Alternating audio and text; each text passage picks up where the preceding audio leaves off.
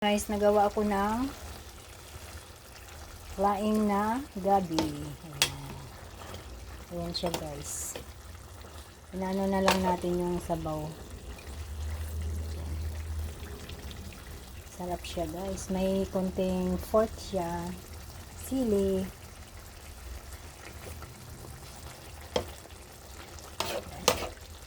Medyo maanghang-anghang din. Ganyan na lang siya guys. Paano na lang natin siya. Luya, bawang. Yan, haluin natin.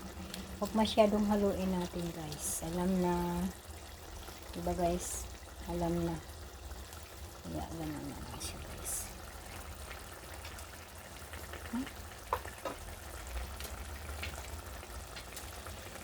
Ayan, masarap na ang ating laing na gabi. Maglalaing tayo ng gabi.